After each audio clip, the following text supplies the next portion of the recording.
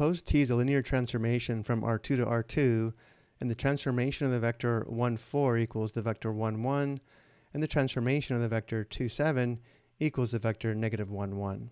We're asked to find the standard matrix or transformation matrix, which is matrix A of T, such that T of x equals AX for all x. We solved this problem earlier by determining the transformations of the vectors E sub 1 and E sub 2, which gave us the two columns of matrix A. In this lesson, though, we will show how to find matrix A using an inverse matrix. To begin, if the transformation of the vector 1, 4 equals the vector 1, 1, then matrix A times the vector 1, 4 equals the vector 1, 1.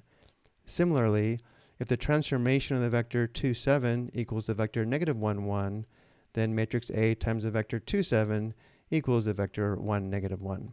From here, we want to combine these two equations into a single matrix equation. And we can do this by writing matrix A times a 2 by 2 matrix equals another 2 by 2 matrix.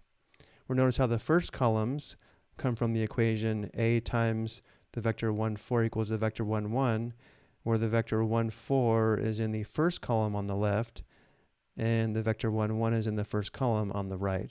Similarly, using the equation A times the vector 2, 7 equals the vector 1, negative 1, notice the vector 2, 7 is in the second column on the left, and the vector 1, negative 1 is in the second column on the right.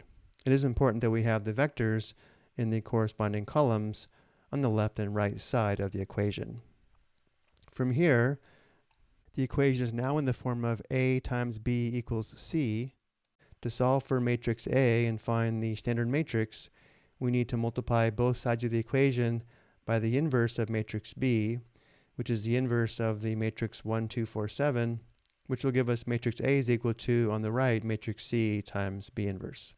So to set this up, we have A times the matrix 1, 2, 4, 7 times the inverse of the matrix 1, 2, 4, 7 is equal to the matrix 1, negative 1, 1, 1 times the inverse of the matrix 1, 2, 4, 7. So the next step, of course, is to find the inverse of the matrix 1, 2, 4, 7.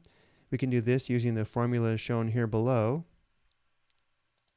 The inverse matrix is equal to 1 divided by the difference of 7 and 8 times a matrix where we change the position of the 7 and the 1, and then we change the signs of the 2 and the 4.